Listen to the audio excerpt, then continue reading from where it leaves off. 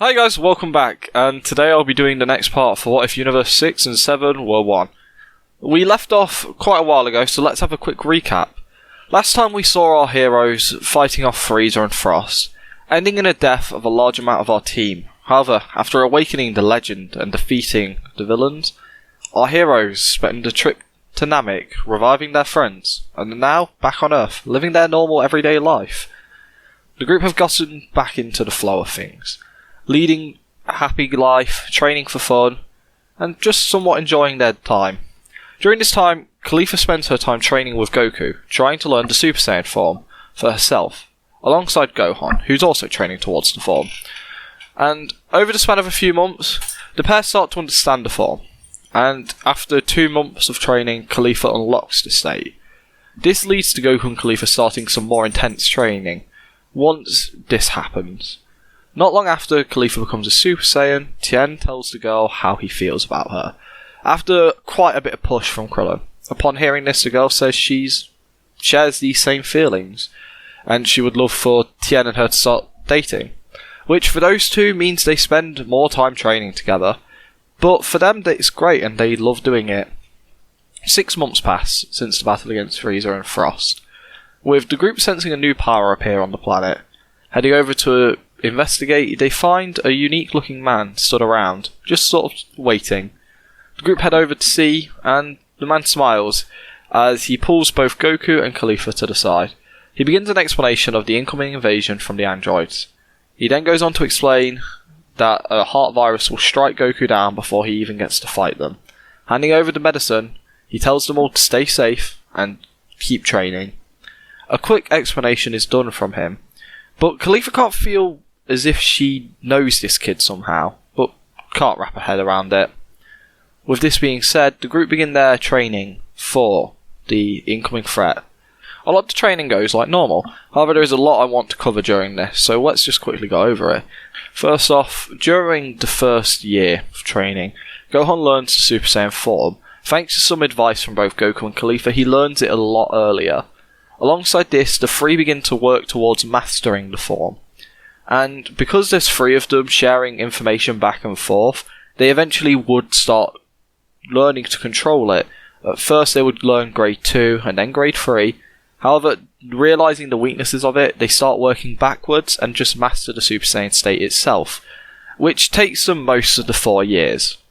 Now, a year after the warning, Khalifa actually gives birth to a boy named Kai, who, much like Gohan, was born with a tail. To the group, the kid also seems very familiar, but they can't quite place it. However, they don't worry about it too much as they continue on with their training. Now, eventually, the time of training has passed, and the day of the android attack comes around. However, thanks to Chi-Chi being a Z fighter here, she made sure her husband took the heart medicine, so when the androids attack, things play out a lot like canon, until Goku fights Android 19, where the Saiyan easily defeats him. Thanks to not feeling the effects of the heart virus, he doesn't rush to use a Kamehameha, and just fights slowly, eventually learning about the android's ability to absorb Ki, but doesn't see it as a major threat, and defeats him in martial arts combat. The group then turn to Dr. Gero, who is trying to fly away, but thanks to some quick movement from Khalifa, the Doctor is destroyed. The group are kinda surprised at how easy it was, but they don't complain, as they head off and go back to their normal life. The same day the androids were defeated, the time traveller shows back up, surprised to hear how easy things were for the group. And now is a bit upset. He needs a way to get stronger and isn't sure what he can do. However, after realising he had already been born, he introduces himself fully as Kai, the son of Tien and Khalifa. Both fighters are very shocked to meet their son from the future. The pair are amazed at how strong he is, as Khalifa immediately begins training with him. So does Tien.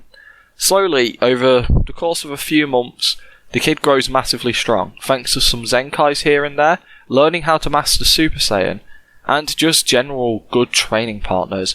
He grows to the point where he could easily defeat the androids from his timeline. And while in the past, he spent some time with Gohan, which the group learn was actually the kid's mentor, showing him everything he knows. As the group learn more, they find out that Raditz, Kaba, Kale, Yamcha, no one came to help them when sending a message, which confuses the group. as they wonder if they're all alright or if the messages were just lost. However, Kai explains how Bulma actually had a theory that maybe the machine was destroyed, but she could never quite prove it. And since they were kind of locked to Earth for a while, she won't be able to test it until she returns to her own time. Kai tells them that if he ever finds out why, he'll come back and warn them if it's something dangerous. The group thank him, as Kai gets a good chance to bond with his family, something he didn't get to do in his timeline. Remember, unlike Trunks, who only lost his father, Kai lost both parents in that first initial attack. So, he didn't know them at all. So it was a nice time he got to spend with them. Of course, Gohan would tell stories of the fighters, but he didn't know a lot about Tien, and his auntie Khalifa is very strange. Now, after he had grown strong enough to defeat his own androids, he heads back to his own time. And things go back to normal. Time begins to pass, as Goku and Chi-Chi give birth to their second son, Goten, while Tien and Khalifa are being kept busy with Kai. This hasn't stopped any of the fighters from their training, as the group continue pushing forward. Within a year, Gohan has also mastered the Super Saiyan form, and the Saiyans are pretty close to learning the next state of Super Saiyan. However, they aren't quite there, they need a final push. But after a year had passed, something different happens. Goku is out training with his son when he stops in place and weirdly begins to scan the forest surrounding his home. This catches Gohan off guard, as he asks his father if he's alright. Goku doesn't respond. He just scans and scans and scans, clearly looking for something. Gohan shouts for his mother. However, before the words can even leave his mouth, Goku pushes his son hard, sending Gohan almost skidding through the forest, but luckily he catches himself. Gohan is confused, but he sees a wave of condensed air cut through the sky where Gohan was stood. Goku scans the forest again and can't see anything. However, soon a boot connects with his gut as Goku looks down, catching a glimpse of a purple man, before he feels a punch hammering him in the back of the head, cracking him into the ground. Gohan is the first to get a good look at the person who has just assaulted his father, and he sees an alien in a long trench coat, looking rather calm and pulling back his fist after his punch. Gohan shouts out for his father, who begins to pull himself up as he sees the same thing his son did. He shouts out for Gohan to get Chi-Chi and Goten out of here. The boy is reluctant, but nods his head, rushing off, saying how he'll be right back. Goku powers up to Super Saiyan before rushing his opponent, but the alien just disappears, and then reappears, landing a direct punch in Goku's face, and then another, and another, and another, disappearing and reappearing, landing blow after blow. Goku has no idea what's going on, but slowly he's being beaten to death. As the Saiyan can't even watch the man's movements to learn anything, he soon falls to the ground, out of energy. The alien stands above the Saiyan, about to put his fist through his chest, when a shout of "Tri-beam" cuts through the air and causes him to back off. Khalifa and Tien appear. Having sensed what's going down, Krillin soon shows up as well. The group stand in front of this alien, with everyone confused at what's going on. Goku weakly pulls himself up and tries to explain how he was just attacked and he doesn't know who this guy is. Luckily, Krillin made a quick pit stop and throws Goku a senzu beam. Feeling reinvigorated and feeling the effects of his Zenkai, he explains how he believes that only he and Khalifa remotely stand a chance in this fight, and that the others should back off for a little bit, try and learn something. Tien and Krillin are reluctant to leave their friends to fight alone, but Khalifa says how they'll be fine, as she tells her husband to make sure that Gohan and Chi-Chi are a safe distance away with Kai and Goten. Tien nods his head as Krillin vows to stand watch just to make sure everything goes okay, also saying how he'll be back up in case the group need it. The pair thank Krillin as Goku and Khalifa charge the assailant, both going to land a blow. However, before their attacks can even connect, the person disappears before returning behind them, landing 2 jabs in each of their backs. Both warriors go down as Khalifa asks Goku how he's managing to do this. The Saiyan responds how he has no idea, but they have to keep fighting. The battle rages on, bursting through the forest and destroying the nearby area. The Saiyans can't even land a blow as he easily dodges and blocks everything coming towards them, However, thankfully, the Saiyans are actually able to keep him on his toes enough that he can't land too many hits, with him slowly gaining some momentum, landing blow and blow and blow every now and again. Luckily, some backup arrives in the form of Gohan, Tien, Krillin and Chi-Chi. Having dropped the two kids off with Bulma, the rest of the team join in with the battle. However, even with their added strength, these fighters hardly affect the flow of the battle, as their opponent continues to hit and dodge and never taking a blow for himself. Eventually he brings everyone down to their knees as he speaks up for the first time. "I feel I've earned my bonus." Goku shouts out asking who he is and why he's attacking them. The man looks towards the group, explaining how it's nothing personal and he's just doing this to get paid. And the better he beat them, the better he gets paid. Just before anyone can ask any more questions, a wave of air hits Krillin in the chest, causing the fighter to grip at his chest. Slowly he begins to fall to the ground, motionless. Seeing this, everyone freezes in place, apart from one person, Goku, who screams out for the loss of his friend. His power skyrockets as he rushes towards the man, throwing a punch which actually catches the assassin off guard, allowing the Saiyan to land the first blow of the day. However, it hardly even leaves a bruise, as the man quickly responds with a punch to Goku's head, as the assassin once again starts to beat Goku into the ground, moving faster than he can even comprehend. However, Tien's third eye actually notices something, but before he can share his newfound information, Khalifa assesses the situation and looks towards her friends and family, telling them to grab Bulma, get the two kids, and then get off the planet.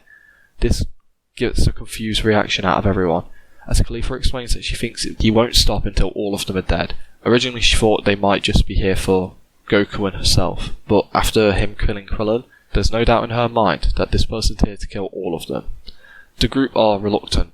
However, Khalifa continues action, saying that their best course of action will be to get off the planet, where they can find the help on Cabba, Raditz, Kale and the Namekians, and it's their best chance at stopping this guy.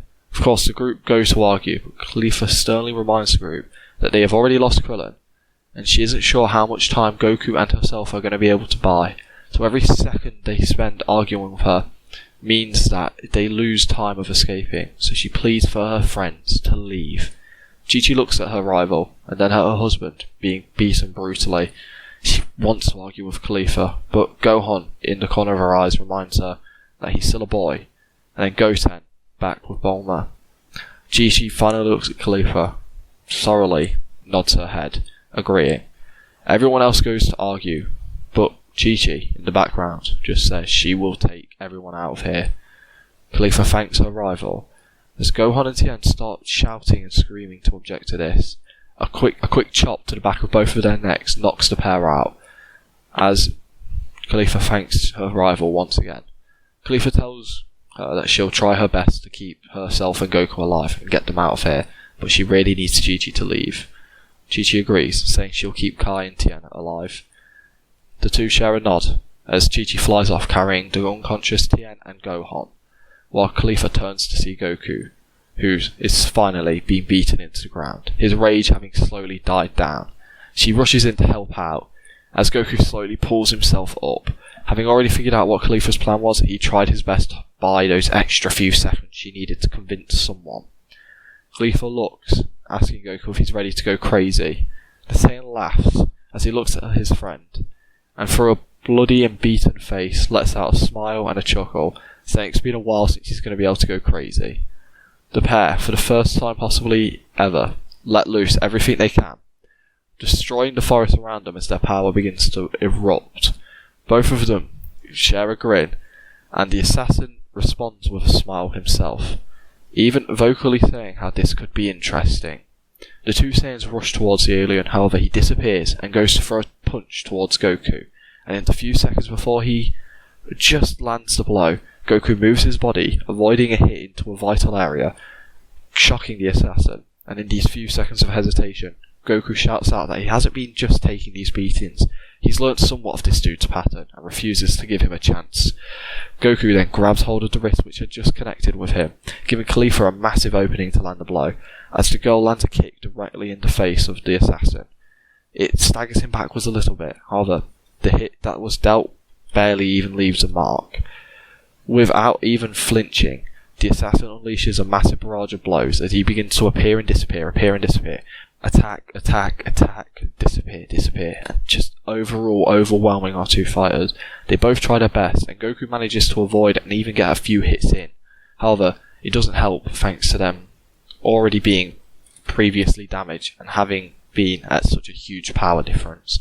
On the other side of the planet, Chi-Chi is screaming for Bulma to fuel up the ship as fast as possible. The woman's confused, but she explains that they need to get out of here. Bulma isn't sure why, but sees both Tien and Gohan knocked out. Chi-Chi explains as fast as she can. Bulma, much like the others, are reluctant to leave everyone. However, she also sees the logic in escaping and getting back up, so quickly she begins to fuel up the ship that they had taken to Namek a while ago. Luckily, there's enough fuel that they had already made to take them to Namek once. They hope this will be enough. As she begins to load it, Chi-Chi starts loading up the ship, placing Kai, Goten, the unconscious Tien and Gohan in the ship, while also keeping track of the fight. She can tell that it's not going in her husband's favour, and is praying that he'll find a way to escape. But after 5 minutes have passed, she finally senses her husband's power disappear off the earth. Khalifa is still there, but is hardly around. Chi-Chi screams out that Bulma needs to get this ship going now. The woman screams back that she's nearly done, and seconds later, the energy of Khalifa disappears. That's when the assassin's energy is felt approaching at a rapid rate. Chi-Chi says there's no time, as Bulma quickly finishes the fueling sequence and gets the ship airborne, heading out into space. Inches before they break out of the atmosphere, the assassin throws a blast towards the group, but it falls flat as the group finally reach full speed and head off into space. Chi-Chi, having been ready to take the blast for everyone, lets out a sigh of relief, and now in space, she begins to theorise what she can do and who that guy was. Slowly, as a day passes, Tien and Gohan wake up. Realising where they are and what's happened, they start screaming and shouting at Chi-Chi, but the woman responds back that she had also abandoned her husband. She was just thinking of the best way to win, and also thinking of a way to make sure her sons were safe. This shuts both Tien and Gohan up, as Tien checks in on Kai, who is fine and happy to see his father. Bulma shares how it was going to take them a little while to arrive to Namek, so it might not be a bad idea to even rest or try and get some training in. Gohan, Tien and Chi-Chi see the merits in this, and thanks to there being a gravity machine already inside the ship, they immediately get to it. Gohan is more motivated than he has ever been. Right now, on this ship, he is the strongest member, meaning he has to defend this group with his life. And he hopes that, with this small bit of training, he can gain the power needed to achieve the next state in Super Saiyan, and maybe be the reason they can stop this assassin. Out in space, two familiar faces are training on a deserted planet, both using this beautiful golden glow to help illuminate their battlefield. After a few seconds of sparring, the battle's called to an end when a ringing cuts through the air. Cabba approaches his ship, seeing that it's a call from Capsule Corp, confusing him. As he opens it up, he sees it's Bulma. He responds quite happily, as Raditz heads over as well, confused at why the Earth Woman's calling him. But after a quick explanation, and hearing how both Goku and Khalifa had been killed, they know that they need to head off towards Namek. Agreeing to meet the fighters there, they get in their ship and head towards the planet, hoping to learn more about what happened. But that's where I'm leaving this part. Sorry it's short, but I wanted to just set up what was happening pretty briefly. I don't really have much to say on the outro here, and I just hope everyone has a good day or a great night, and hopefully I'll see you next time.